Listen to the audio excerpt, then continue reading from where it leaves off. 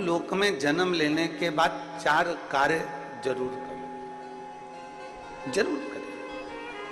परमार्थ करिए, प्रकृति का ऋण चुकाइए, एक बेटी का, एक कन्या का कन्यादान जरूर करिए, भले अपने घर की हो चाहे पराये के घर की हो, जरूर करो। और किसी देवालय शिवालय में अगर गए हो तो सेवा करो।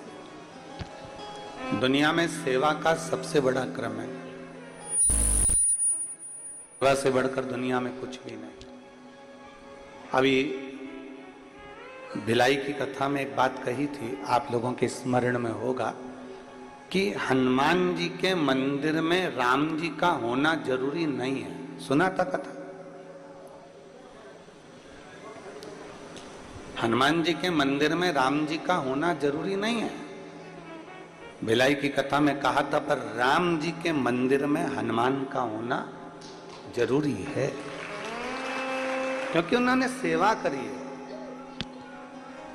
सेवा के क्रम को उन्होंने बढ़ाया, सेवा के क्रम को बढ़ाया तो वो सेवा जिसने करी है वो जगत में पुजाना भी तो चाहिए। जिसने सेवा करी है वो जगत में पुजाए भी तो, जिसने सेवा करी है वो जगत में श्रेष्ठ कर भी तो।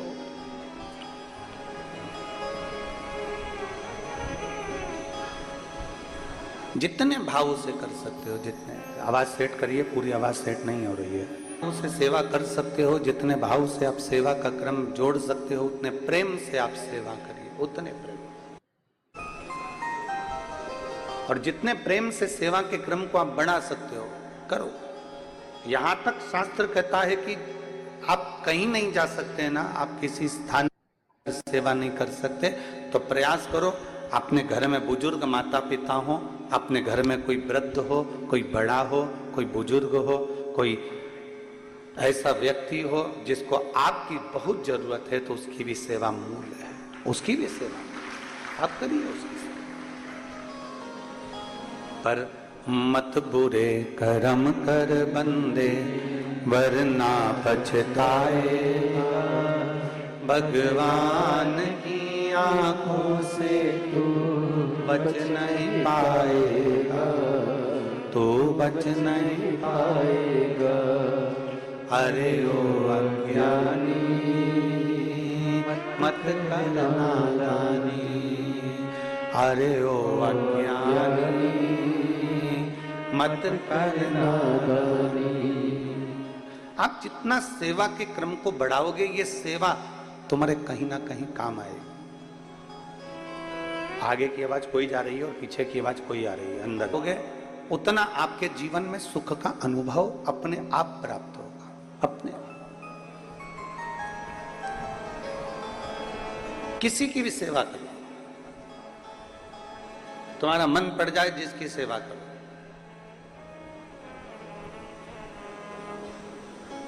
और याद रखना, सेवा करने के बाद में भूल जाना, बार बार जताना नहीं।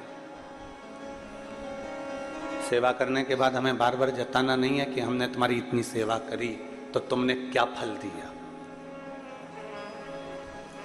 एक कथा आती है शिव महापुराण में, बड़ी सुंदर कथा, स्मरण करिएगा। आज हरियाली अमावस्या है, ऑनलाइन आप सब शिव महापुराण की कथा श्रवण कर रहे हैं, तो दिल से सुनिएगा। माता पार्वती जी बैठकर तप साधना कर रही हैं। मां जगत जननी पार्वती जी बैठकर तप साधना में लीन है। डीले कम कर दो, हॉल है, क्योंकि तप साधना में लीन है, अपनी तप साधना कर रही है और लगी अपनी तप साधना में, भगवान शंकर को राजी करने के लिए लगी, पंचाक्षर मंत्र का जाप करने के लिए। नमः शिवाय, ओम नमः शिवाय, नमः शिवाय, ओम नमः शिवाय, नमः शिवाय, ओम नमः शिवाय, नमः शिवाय, ओम नमः अपनी तप साधना में लीन है मां, अपनी तप साधना में लीन, किसी से मतलब नहीं उनको, और अपनी भक्ति में डूबी हुई। अब इतनी तप साधना माता पार्वती जी ने करी, इतनी तप साधना माता पार्वती जी ने करी कि पूरा 1 वर्ष नहीं, ना जाने कितने कितने वर्ष माता पार्वती जी तप साधना में लगी रही, ना जाने कितने वर्ष।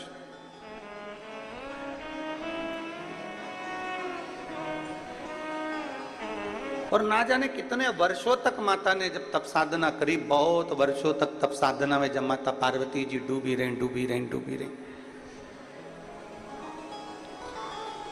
श्रावण का महीना आ गया, पार्वती जी के स्मरण में, क्योंकि जो नेत्र बंद करके बैठा है, भगवान के विरल भक्ति में डूबा हुआ है, भगवान के भजन में डूबा हुआ है, भगवान के स्मरण में डूबा हुआ है, उसको ध्यान नहीं रहता कि कब सावन आ गया, कब भादो आ गया, कब कुंवार आ गया, कब कार्तिक आ गया, कब कौन सा महीना आ गया, उसके ध्यान में नहीं आता। घड़ी कौन देखता है? सत्संग में बैठे हो, कथा में बैठे हो, पूजन में बैठे हो, भजन में बैठे हो और कीर्तन में बैठे हो और घड़ी देख रहे हो, तो समझ लो कि तुम्हारा मन कथा में नहीं लगा, तुम्हारा मन सत्संग में नहीं लगा, तुम्हारा मन भगवत भजन में नहीं लगा, तुम्हारा मन भगवान के कीर्तन में नहीं लगा। भगवान की सेवा में घड़ी देखने का कार्य नहीं होता। आपका काम है भगवान की कथा सुनना, आपका काम है संकीर्तन करना, आपका काम है सत्संग करना, और तुम्हें हाथ में घड़ी भले बंधी है पर तुम्हें नहीं देखना है। देखना किसको है? आप अगर कथा में बैठे हो, आप अगर शंकर के मंदिर में बैठे हो, आप अगर सत्संग में बैठे हो, आप अगर भगवान का भजन कर रहे हो, भगवान के मंदिर में सेवा कर रहे हो, तो तुम्हें घड़ी नहीं देखना है। उस भोलेनाथ को तुम्हारी घड़ी देखना है कि तेरी घड़ी कैसी चल रही है, तेरी घड़ी को कैसे सुधारना, कैसे तुझे सुधारना है,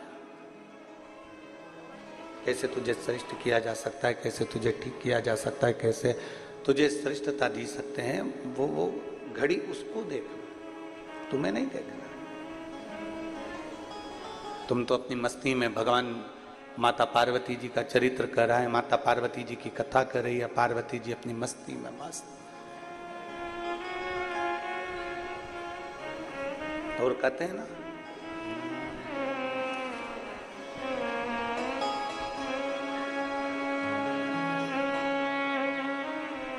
पता जब चला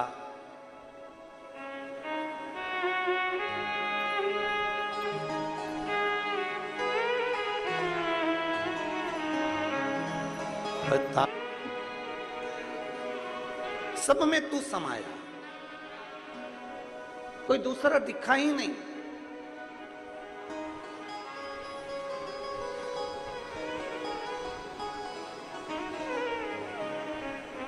हम एक फोटो लाना भूल गए मोबाइल से। ऑनलाइन शिव पुराण में भगवान शंकर की कथा का वर्णन किए हैं, अभिषेक का वर्णन किए हैं। हमको भी अभिषेक करना। अंधशाला के बच्चे, एक जगह से आया कि मुकबधीर बच्चे, हमको भी अभिषेक करना। और वो टीचरों को मैं धन्यवाद देता हूं जिन्होंने अपने बच्चों के कहने पर शिवरात्रि के दिन ऑनलाइन सारे बच्चों को बिठाकर अंधशाला के उनको भी भगवान शंकर का अभिषेक करवाया। साधुता।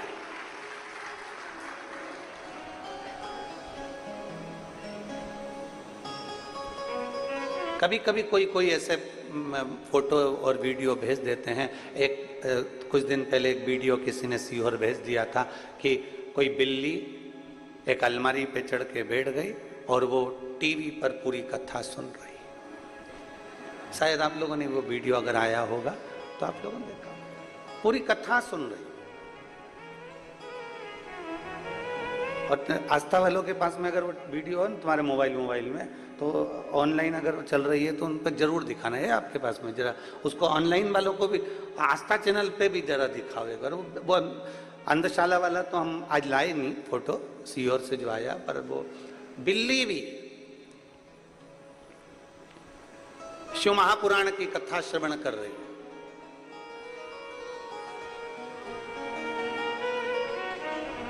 एक देहरादून से एक फोटो किसी ने भेजा वीडियो की, एक तो शिव पुराण कहती है जो शंकर का है उसका नाम पशुपति नाथ है, उसके लिए सब स्वीकार हैं, कोई उसके विहीन नहीं, सब उसके हैं, सब उसके हैं।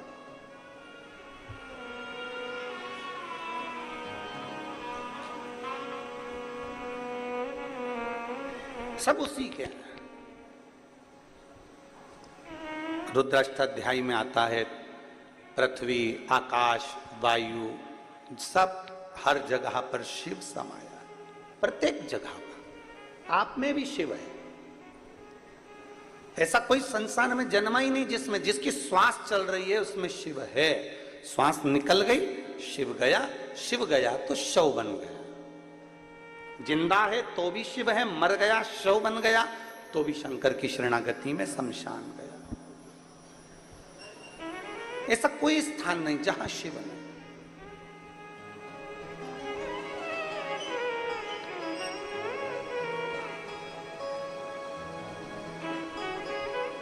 पता जब चला मेरी हस्ती का मुझको, पता जब चला मेरी हस्ती का मुझको, सिवा मेरे अपने यहाँ कुछ नहीं, सिवा मेरे अपने यहाँ कुछ नहीं। मुझे मेरी मस्ती कहाँ लेके आई, कहाँ लेके आई, यहाँ लेके आई, कहाँ लेके आई। मुझे मेरी मस्ती कहाँ लेके आई। कहीं आपके भीतर ये इतने सारे शिव भक्त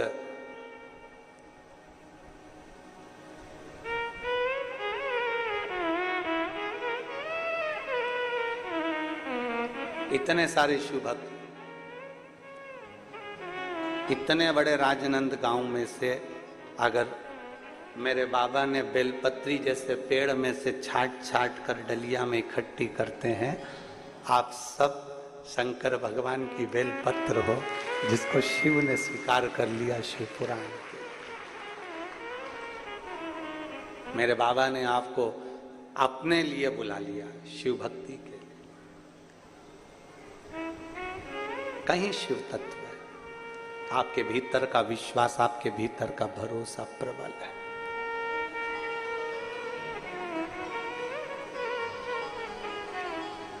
और आप ये आस लगा कर बैठना, आस किसी दूसरे से नहीं, संसार वालों से आस लगाओगे तो टूटेगी, पर मेरे भोलेनाथ से आस लगाओगे तो कभी नहीं टूटने वाली, वो झोली भर कर ही भेजेगी। आप ये आस लगा कर बैठो कि मेरा शिव तुम्हें खाली नहीं भेजने वाला, मेरा शंकर तुम्हें खाली नहीं रखने वाला। एक विश्वास के साथ तुमने उसको भजा, एक भरोसे के साथ तुमने शंकर को भजा है तो खाली नहीं रहेगा। पार्वती मैया तप साधना में लीन थी, उनको शुद्ध नहीं है कि कब सावन निकल रहा है, कब श्रावण का क्रम चल रहा है, उनकी शुद्धता में है ही नहीं। घड़ी वहां देखी जाए जहां समय ना कटे। दो व्यक्ति हैं, एक नौकरी करने वाला और एक दुकान करने वाला। नौकरी करने वाला व्यक्ति 5 बजे उसकी ड्यूटी खत्म होने वाली है, या सुबह 8 बजे ड्यूटी खत्म होने वाली है, या सुबह 10 बजे ड्यूटी खत्म होने वाली है, उसके 1 घंटे पहले वो घड़ी देखना चालू कर देता है, बैग समेटना चालू कर देता है, काम समेटना चालू कर देता है। और दुकान वाला व्यक्ति जो व्यापार कर रहा है जो व्यापार में लगा हुआ है वो काम नहीं समेटता। अगर 4 ग्राहक ज्यादा आ गए तो उनको भी सामान दे देता है, और आ गया और सामान दे देता है, और आ गया और सामान दे देता है। फिर आराम से 10 भी बज गई ना, क्योंकि अपना काम है, अपने को करना है। नौकर कह रहे हैं सेठ जी 9 बज रहा है, सेठ जी बोले चुप रहे, तेरे को जाना चले जा। पर दरवाजे पर अगर कोई ग्राहक आया है तो मैं उसको खाली नहीं जाने दूंगा, वो आया है तो मुझे काम करना पड़ेगा। नौकर चले गया, सेठ जी लगे रहे लगे रहे लगे रहे। क्यों? क्योंकि वो दुकान सेठ जी की है, वो दुकान उसकी है, इसलिए उसमें वो ज्यादा समय भी दे देता है तो उसको भान नहीं होता। 10 बजे भी अगर घर गया तो भी चैन की नींद सोता है कि कम से कम मैंने आज व्यापार अच्छा करा। एक नौकरी वाला घड़ी बार बार देख रहा है और एक दुकान वाला अपनी दुकान है तो घड़ी नहीं देख रहा। दोनों में अंतर है। एक व्यक्ति भगवान के मंदिर में जाता है 25 बार घड़ी देखता है, मुझे जाना है, अब भी जाना है, जल्दी करना है, ऐसा करना है, वैसा करना है। और एक जो भगवान को अपना मान लेता है, पूर्ण विश्वास के साथ अपना मान लेता है कि मेरा शंकर है, 2-5 मिनट ऊपर भी हो जाएगा तो मेरा शिव स्वीकार कर लेगा, मेरा अपना है।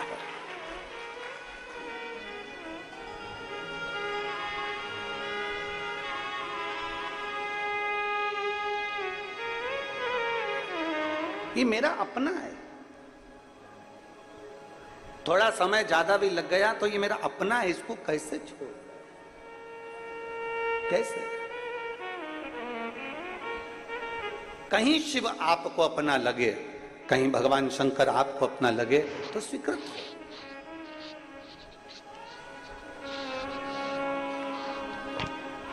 कैसे छोड़ दें? माता पार्वती जी अविरल भक्ति में डूबी हुई हैं। माता पार्वती जी भगवान शंकर की भक्ति में डूबी। उनको नहीं मालूम कि कब सावन गया, कब भादो आ गया, कब कुंवार आ गया, कब कार्तिक आ गया, उनके स्मरण में है ही नहीं। उनका तो केवल एक भगवान की विरल भक्ति को धारण करना, मंत्र जाप करना, स्मरण करना, कीर्तन करना और डूबे गए।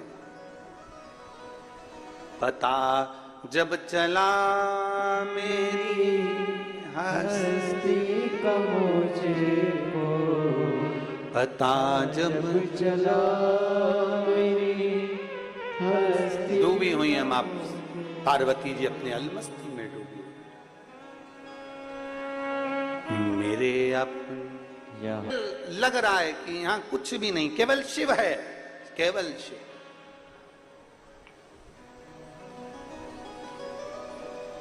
उसके सिवाय कुछ भी नहीं। एक माँ ने बच्चे के रोने की आवाज पार्वती जी के कानों में गई। जैसे ही माता पार्वती जी के कानों में रोने की आवाज गई, पार्वती जी के नेत्र खुल गए। अभी तक माता पार्वती जी के नेत्र नहीं खुले थे, तब साधना में लीन थी। अभी तक माता पार्वती जी के नेत्र नहीं खुले थे, अपनी भक्ति में लीन थी। पर एक बच्चे की आवाज सुनकर माता पार्वती के नेत्र खुल गए और भागी मां पार्वती देखने के लिए। हुआ क्या? कौन बच्चा इस जंगल में, इस वन में, इस वीराने में कौन आ गया?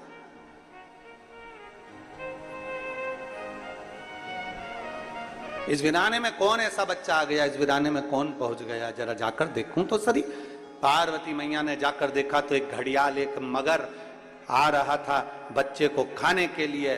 थोड़ी सी ही दूरी बची थी मगर की और बच्चे की। बच्चा रो रहा था, मगर नजदीक में आ रहा था। पार्वती जी ने उसी समय पर पहुंचकर मगर को रोकने के लिए आवाज लगाई, सावधान, रुक, कौन है तू? कहां जा रहा है? इस बच्चे को क्यों खाने जा रहा है? मगर कहता है, चौथे पहर में जो भी मेरा भोजन मिलेगा मुझे खाना है। ये मेरे पास में देवता की तरफ से लिखा कर लाया। चौथे पहर में जो भोजन मिलेगा वो मुझे खाना है। पार्वती जी ने कहा, मैं इस बच्चे को तुझे नहीं खाने दूंगी, क्योंकि इस बच्चे की आवाज मेरे कानों में पड़ गई, इस बच्चे की आवाज मेरे कानों में आई है। मैं इस बच्चे को तुझे खाने नहीं दूंगी, मैं इस बच्चे को तुझे निगलने नहीं दूंगी। नहीं, इस बच्चे को तो मैं खाऊंगा, क्योंकि चौथे पहर में मुझे भूख लगी है, चौथे पहर में मुझे भोजन मिला है, और चौथे पहर में जो मुझे भोजन मिलेगा मैं उसको खाऊंगा। मगर आगे बढ़ा। पार्वती जी उसको रोकने के लिए बीच नदी के अंदर पानी में उतर गई, और पानी में उतरते से ही घड़ियाल ने, मगर ने कहा, मुझे भूख लगी है, मुझे खाने दो। पार्वती जी कहती हैं, तू इसको छोड़ दे, तू जो मांगे मैं तुझको देने को तैयार हूं।